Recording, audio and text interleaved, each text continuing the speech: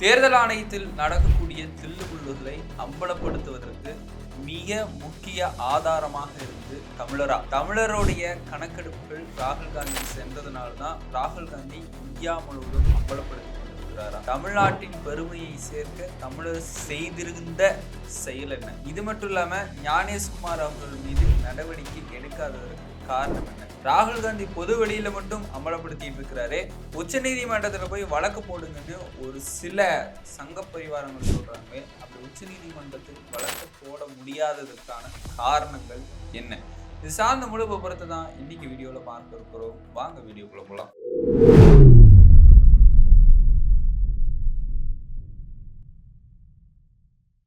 கோபாசை நண்பர்களுக்கு வணக்கம். நான் உங்கள் சின்ன அரசியல்களம் தொடர்ந்து பேசுவோம், உண்மையை உறக்க சொல்வோம். நம்முடைய சேனலை மறக்காம சப்ஸ்கிரைப் பண்ணிக்கோங்க. இந்த வீடியோ ஃபுல்லா பார்த்துட்டு உங்களுடைய கருத்துக்களை மறக்காம கமெண்ட் பாக்ஸ்ல தெரிவிச்சிருங்க. உங்களுடைய கருத்துக்கள் தான் எங்களுடைய ஆதரவு.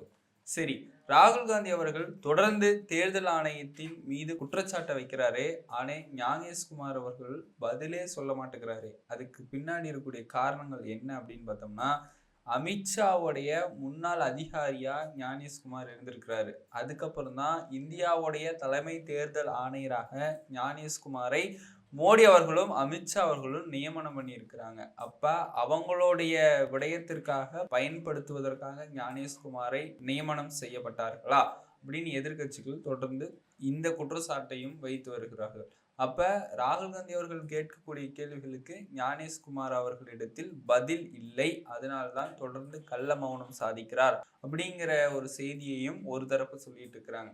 சரி, இதெல்லாம் இருக்கட்டுங்க ஒரு பக்கம். தொடர்ந்து தேர்தல் ஆணையத்தின் மீது வைக்கக்கூடிய அந்த ஆதாரங்களுடன் குற்றச்சாட்டுக்கு பின்னாடி ஒரு தமிழர் இருக்கிறாரு அப்படின்னு சொன்னா அவங்களால நம்ப முடியுமா? ஆமா, பின்னாடி ஒரு தமிழர் இருக்கிறாரு. அவருடைய பேர் என்ன, அவர் என்ன பண்ணியிருக்கிறாரு அப்படிங்கிறதெல்லாம் நான் பின்னாடி சொல்றேன். இந்த தமிழரால தான் இந்தியாவில் இப்ப ஓட்சோரி அப்படிங்கிற விஷயம் ஆதாரங்களுடன் அம்பலமாக இருக்குது. ஏன்னா இவர் யார் அப்படின்னு பார்த்தோம்னா, காங்கிரஸுடைய டேட்டா டிபார்ட்மெண்ட் சேர்மனா இருந்திருக்கிறாரு. அவர் யாரும் கிடையாது, பிரவீன் சக்கரவர்த்தி அப்படிங்கிற ஒரு நபர்.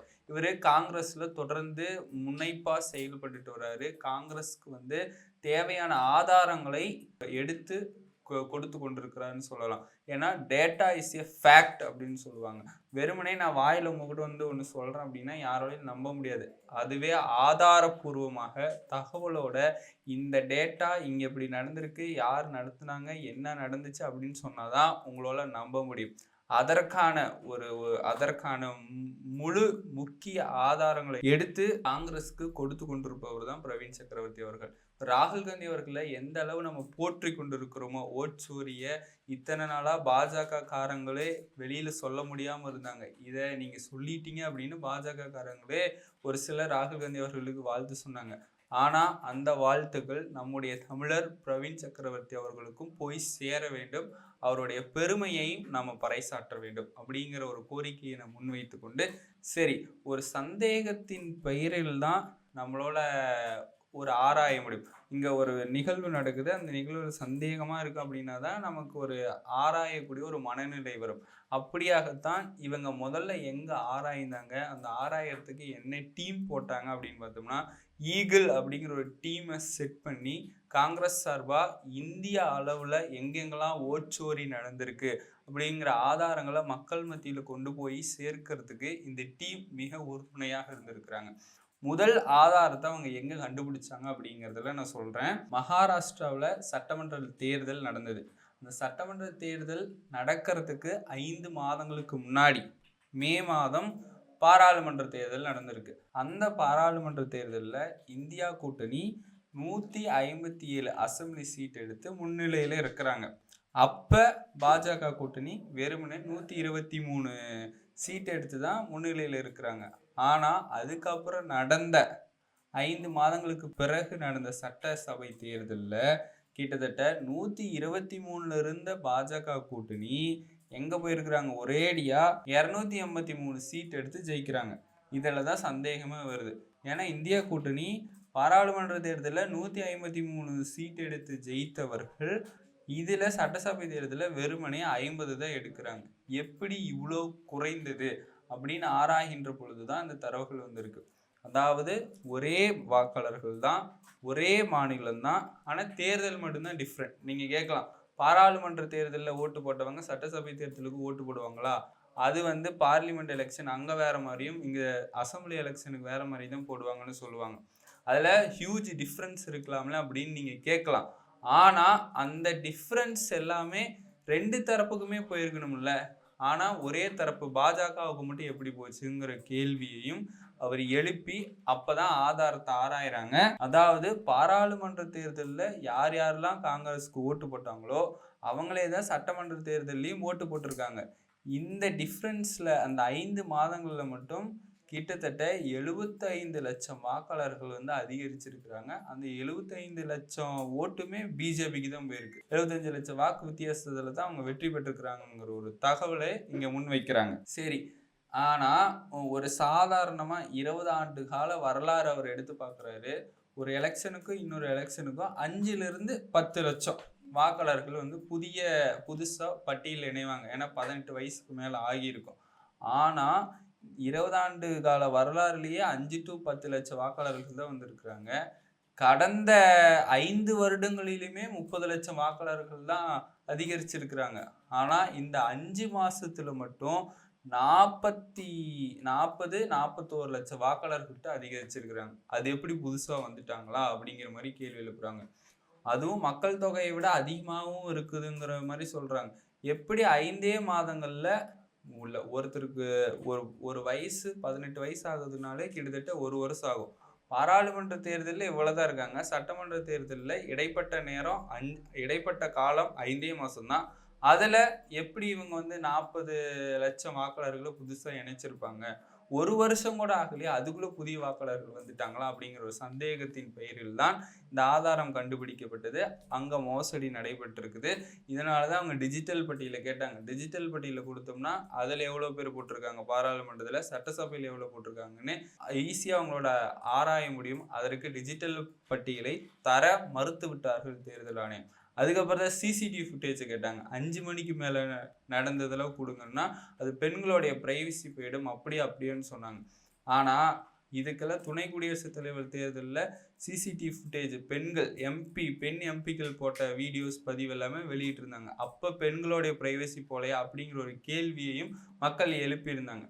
இதெல்லாம் ஒரு பக்கம் இருக்கட்டும். அப்பதான் தொகுதியா ஆராயிறாங்க. அந்த தொகுதியா ஆராயும் பொழுதுதான் காம்தி அப்படிங்கிற தொகுதியில பாராளுமன்ற தேர்தலில் காங்கிரஸ் ஜெயிக்குது. ஆனா சட்டமன்ற தேர்தலில் ஜெயிக்கல. ஏன்னா பாஜகவுடைய வேட்பாளர் சட்டமன்ற தேர்தலில் கிட்டத்தட்ட 12,000 வாக்கு வித்தியாசத்துல வெற்றி பெற்றிருக்கிறாரு. அப்படி எப்படி வெற்றி பெற்றாரு அப்படின்னு ஆராயும் போதுதான் அது அத்தனையும் போலியான வாக்குகள்னு அமலப்படுத்தி இருக்கிறாங்க. ஏன்னா கிட்டத்தட்ட பாராளுமன்றத்துல எவ்வளவு வாக்காளர்கள் காங்கிரஸ் போட்டாங்களோ அதே வாக்காளர்கள் தான் சட்டமன்றத்திலையும் போட்டிருக்கிறாங்க. கூடுதலா 12,000 வாக்குகள் எப்படி பாஜகவுக்கு போச்சு அப்படின்னு பார்க்கின்ற பொழுதுதான் அதெல்லாம் போலியான வாக்காளர்கள் அப்படின்னு ஆதாரத்துடன் பிரவீன் சக்கரவர்த்தி அவர்கள் வந்து அந்த ஆதாரத்தை எடுத்து ராகுல் காந்திக்கு கொடுத்திருக்கிறாரு. இதே மாதிரிதான் கிட்டத்தட்ட 50 தொகுதிகள்ல பண்ணியிருக்கிறாங்க. 50 தொகுதிகளில் ஒவ்வொரு இடத்துலையும் வெவ்வேறு மாநிலங்கள்ல இருக்கிறவங்க ஒருத்தரே 12 முறை ஓட்டு போடுறது, இந்த மாதிரியான சம்பவங்கள்லாம் ஆட் பண்ணி தான் பாஜக மகாராஷ்டிராவில் வெற்றி பெற்றார்கள் அப்படிங்கிறத அம்பலப்படுத்திட்டாங்க. சரி, இதைய இப்படியே விடக்கூடாது, இந்தியா முழுவதும் இந்த மாதிரி நடந்திருக்கும் அப்படிங்கிற ஆராய்கின்ற பொழுதுதான் கர்நாடகாவில் காங்கிரஸ் வெற்றி பெறாததற்கு என்ன காரணம், அதுவும் மகாதேவபுரா அப்படிங்கிற ஒரு தொகுதியில். ஆனால் இந்த மகாதேவபுரா அப்படிங்கிறது சட்டமன்ற தொகுதி, பெங்களூர் சென்ட்ரல் வந்து பாராளுமன்ற தொகுதி. அந்த பாராளுமன்ற தொகுதிக்குள்ள 8 சட்டமன்ற தொகுதி இருக்கு. அதுல 7 சட்டமன்ற தொகுதியில 70,000க்கு மேல வாக்கு பெற்று காங்கிரஸ் வந்து லீட் எடுக்கிறாங்க. ஆனா இந்த ஒரே சட்டமன்ற தொகுதி மகாதேவபுரம் சட்டமன்ற தொகுதியில மட்டும் பாஜக 1,30,000 வாக்கு வித்தியாசத்துல வெற்றி பெறாங்க. அது எப்படி இந்த ஒரு சட்டமன்ற தொகுதியில மட்டும் இவ்வளவு பேரு பாஜகவுக்கு ஓட்டு போட்டாங்க அப்படின்னு தரவுகளை எடுக்கின்ற பொழுதுதான் கிட்டத்தட்ட 1,00,000க்கும் மேலானவர்கள் வந்து போலியானவங்கன்னு கண்டுபிடிச்சிருக்காங்க. எப்படி போலியானவங்கன்னா, அந்த மகாதேவபுரா அப்படிங்கிற தொகுதியில் 6 லட்சம் வாக்காளர்கள் இருக்கிறாங்க. இந்த 6 லட்சத்துல 1 லட்சம் போலியானவர்கள் எப்படி கண்டுபிடிச்சாங்கன்னா, ஒரே அட்ரஸ்ல 92 பேர் வாக்காளர் போட்டது, ஒரே வீட்டுக்குள்ள இருந்து 80 பேர் போட்டது, போட்டோவே சரியில்லாம இருக்கிறது, அவங்க போட்டோ ஒன்று பேர் ஒன்றா இருக்கிறது, இது மட்டும் இல்லாமல் அவங்களோட பேர் XYZ ABCD அப்படிங்கிற மாதிரி இருக்கிறது. இதெல்லாம் தேர்தல் ஆணையத்தோடைய கவனக்குறைவா மோசடியா அப்படின்னு ஆதாரத்துடன் எடுத்திருக்கிறாங்க. இந்த ஆதாரங்களை தான் பிரஸ் கான்ஃபரன்ஸ்ல ராகுல் காந்தி அவர்கள் காட்டினார். அப்ப ஆதேவபுரம் தொகுதியில மோசடியின் மூலமாக தான் இவங்க வெற்றி பெற்றாங்கிறதுக்கு ஆதாரங்கள் இதோ அப்படின்னு செய்தியாளர்கள் சந்திப்புல அமலப்படுத்தினார்ல.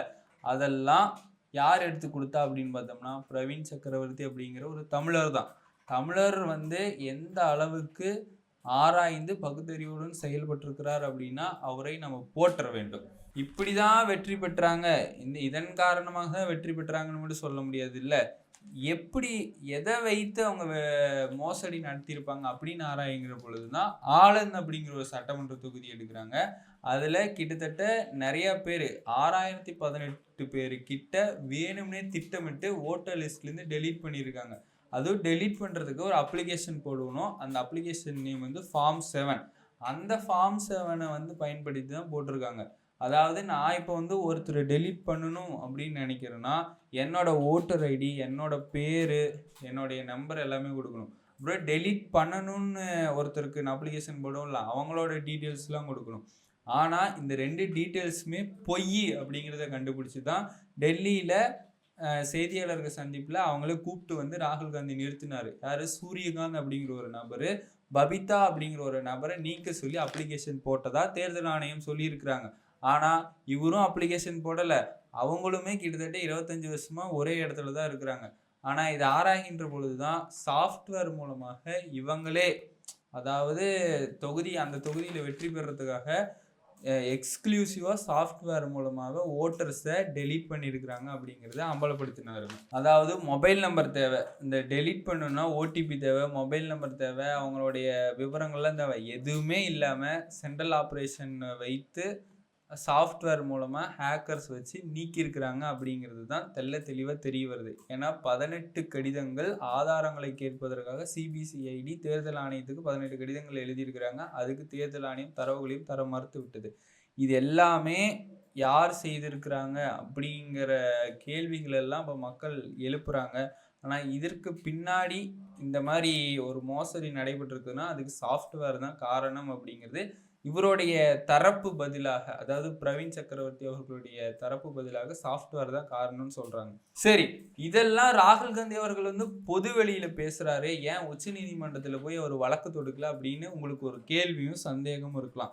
அதுக்குதான் ராகுல் காந்தி சொல்றாரு, இந்தியாவுடைய அரசியலமைப்பே உங்க கையில தான் இருக்கணும், இளைஞராகிய நீங்க தான் காப்பாற்றணும்னு ஏன் சொல்றாருன்னா, இப்போ ராகுல் காந்தி அவர்களுடைய ஓட்டோ காங்கிரஸ் எம்பிக்களுடைய ஓட்டோ நீக்கப்பட்டிருந்தா அவங்க போய் தைரியமா என்னோட ஓட்டு உரிமையை நீக்கிட்டாங்கன்னு சுப்ரீம் கோர்ட்ல கேஸ் கொடுக்கலாம்.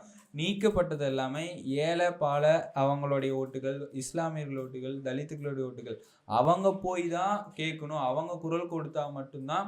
ஏன்னா தேர்தல் ஆணையம் அப்படிங்கிறது சுதந்திரமான ஒரு அமைப்பு, வெளிப்படை தன்மையான ஒரு அமைப்பு, எந்த கட்சி சாராத ஒரு அமைப்பு. அப்போ கட்சியிலிருந்து காங்கிரஸ்ங்கிறது ஒரு கட்சியிலிருந்து அவங்க உங்களுக்கு ஃபுல் சப்போர்ட் தான் கொடுக்க முடியும். நீங்க போய் இந்த மாதிரி குரல் கொடுத்தீங்கன்னா அதற்கு பின்னாடி அணிதிரள ராகுல் காந்தி அவர்கள் தயாரா இருக்கிறாரு, களத்தில் இறங்க தயாரா இருக்கிறாருன்னு சொல்றாங்க. நிச்சயமாக அவர் தயாராக இருப்பார். யாரேனும் ஓட்டு வேண்டுமென்றே நீக்கப்பட்டார், அதாவது நான் இந்த அட்ரஸில் தான் இத்தனை நாளாக இருக்கிறேன்னு தெரிஞ்சு வேணுமென்றே இந்த அப்ளிகேஷன்லாம் போட்டு நீக்கப்பட்டால் நம்ம தொடர்ந்து போராடுவோம், வாக்குரிமையை காப்போம் அப்படின்னு சொல்லிட்டு இந்த வீடியோவை நீங்கள் ஃபுல்லாக பார்த்துருந்தீங்கன்னா மறக்காமல் நம்ம சேனலை சப்ஸ்கிரைப் பண்ணிவிட்டு, கமெண்ட் பண்ணிவிட்டு, ஒரு லைக் பண்ணிவிட்டு உங்கள் நண்பர்களுக்கு ஷேர் பண்ணிடுங்க. இன்னும் ஒரு அரசியல் காலத்தில் நான் உங்களை சந்திக்கிறேன். அதுவரை உங்களிடமிருந்து விடைபெறுவது நான் உங்கள் சின்னா.